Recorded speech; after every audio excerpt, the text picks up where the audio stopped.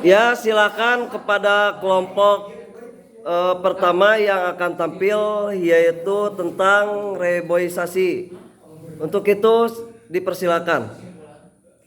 Baik, assalamualaikum warahmatullahi wabarakatuh. Waalaikumsalam warahmatullahi wabarakatuh. Kami dari kelompok 3 yang terdiri dari saya Muhammad Dimas Maulana Yusuf sebagai moderator. Kelompok 4 ya? Ya. Kami dari kelompok 4 yang terdiri dari Muhammad Dimas Maulana Yusuf sebagai moderator dan juga Purnomo Prasetyo sebagai notulen dan juga Irga Faris sebagai pemateri. Kami di sini akan mempresentasikan materi tentang reboisasi. Mungkin dari kalian ada yang bertanya-tanya, apa sih reboisasi itu? Pertama, pengertian reboisasi. Reboisasi adalah aktivitas, usaha, langkah atau upaya penanaman pohon di kawasan hutan untuk mengembalikan fungsi hutan sebagaimana fungsinya. Ya, pengertiannya.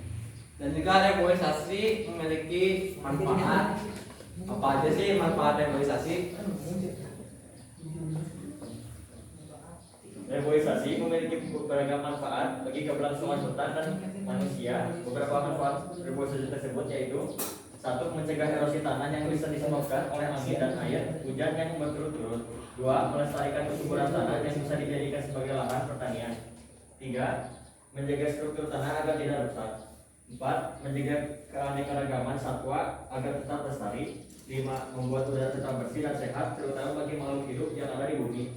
6. Membuat tanah tetap kokoh sehingga risiko tanah longsor bisa dihindari. 7. Mengurangi efek dari pencemaran udara dan global warming. 8. Melestarikan sumber daya alam SDA yang sudah ada di hutan tersebut dan bisa digunakan sebagai tempat produktivitasnya. Gitu. Jadi reboisasi juga memiliki beberapa fungsi. Apa aja sih fungsi reboisasi? Fungsi reboisasi: 1. Mengembalikan fungsi dan peranan hutan. 2. Menambah kembali hutan yang gundul. 3. Meningkatkan serapan gas rumah kaca dan cadangan karbon agar tidak lepas ke atmosfer sehingga menyebabkan pemanasan global dan perubahan iklim. 4. Reboisasi berfungsi untuk mengembalikan luasan hutan. 5. Hasil dan penanaman hutan kembali agar memberikan dampak sosial, ekonomi, dan ekologis bagi flora, fauna, dan masyarakat sekitar hutan. Reboisasi juga memiliki tujuan. Tujuan reboisasi adalah Tujuan utama reboisasi adalah mengembalikan fungsi dan manfaat hutan agar kembali seperti saat masih rimbun dan hijau. 1. Melestarikan hutan dan lingkungan. 2. Meningkatkan sumber daya alam di hutan. 3. Meningkatkan hasil usaha. 4. Menjaga keanekaragaman hayati. reboisasi juga memiliki ciri-ciri. Apa juga sih ciri-ciri reboisasi? Kawasan hutan yang perlu untuk segera direboisasi membutuhkan penelitian dan pengembangan lebih lanjut. Tapi beberapa ciri-ciri dan karakteristik wilayah yang memerlukan reboisasi dapat kita perhatikan, yaitu: 1. Kawasan hutan yang sudah rusak. 2. Lahan kosong yang biasanya diisi oleh alang-alang dan semak terbuka. 3. Kawasan hutan yang gundul. 4. Area hutan yang terdapat bekas tebangan. Dan 5. Lahan kosong dalam kawasan hutan. Baik, jadi cukup segitu. Dan kesimpulannya akan dibacakan oleh notulen.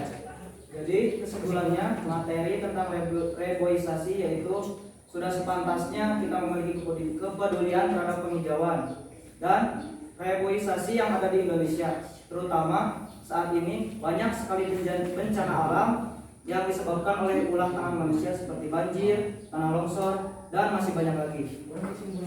Selain melakukan reboisasi, masyarakat dituntut untuk melakukan penghijauan di halaman rumahnya sendiri dan melakukan tebang pilih agar hutan terhindar dari kegundulan. Semoga pengertian dan manfaat reboisasi yang telah dijelaskan bermanfaat bagi kita semua. Jadi, cukup sekian dari kami. Apakah ada yang ingin bertanya? Silakan bertanya dari kelompok. Siap, nama Ridwan dari kelompok 5. Bagaimana peran reboisasi dalam menanggulangi pemanasan global.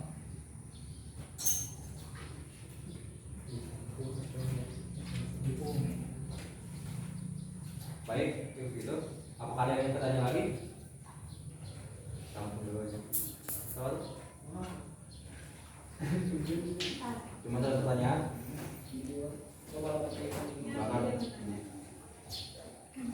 Silakan. Untuk reboisasi itu bisa dilakukan di mana aja, sama bagaimana cara melakukannya. Dan cukup dijelaskan.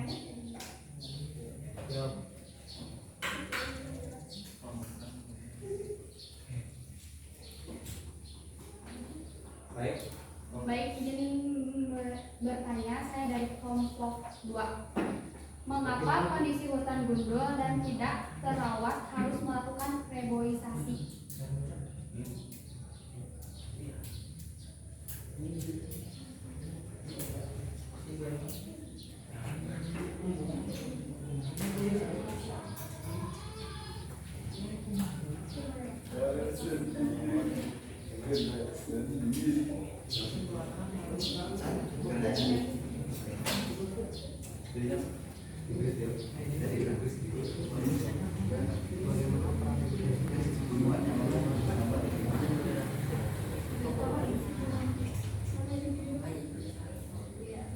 Baik.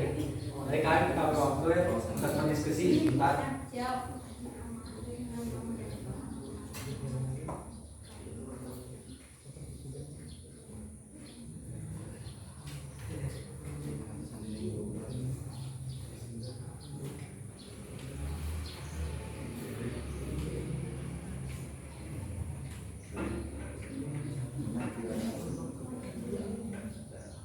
Pertama dari Ridwan dari kelompok 5.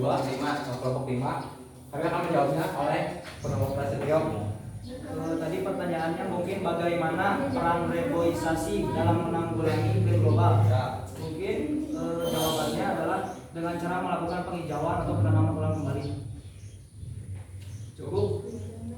Lewat Bu. Lumayan ya.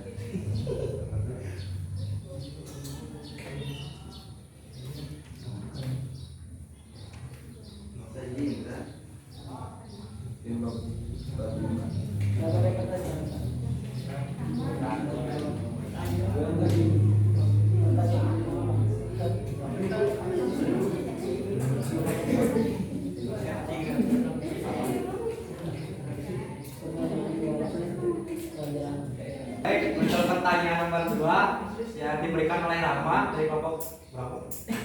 Dari kelompok 4. Kan bacakan 2. Dari kelompok 4 dibacakan oleh penulis Prasetyo. Jadi pertanyaannya bagaimana cara melakukan reboisasi? Mungkin jawabannya sama seperti pertanyaan yang pertama, dengan cara melakukan penghijauan, penanaman kembali di halaman rumahnya sendiri. Terima kasih. Mungkin cukup. Terima kasih.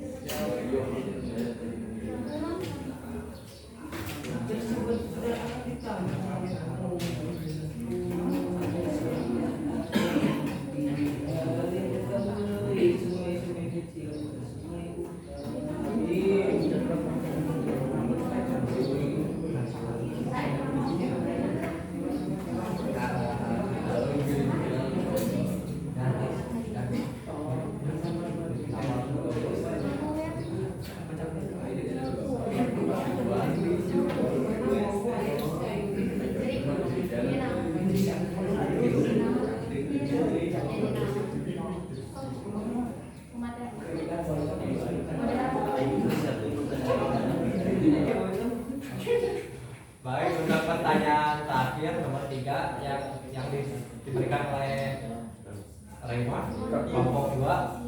Mungkin pertanyaannya mengapa kondisi hutan gundul dan harus melakukan reboisasi?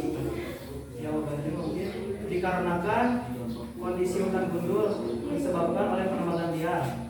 Dan mengapa harus melakukan reboisasi? Karena pertama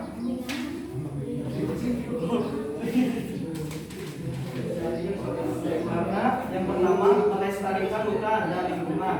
Yang kedua, meningkatkan sumber daya alam di hutan. Yang kedua, terakhir yang keempat, menjaga keanekaragaman hayati. Mungkin cukup segitu. Apakah ada yang kurang atau cukup? Cukup sekian dari kami. Terima kasih dan maaf bila ada kesalahan. Assalamualaikum warahmatullahi wabarakatuh. Waalaikumsalam. Emprak.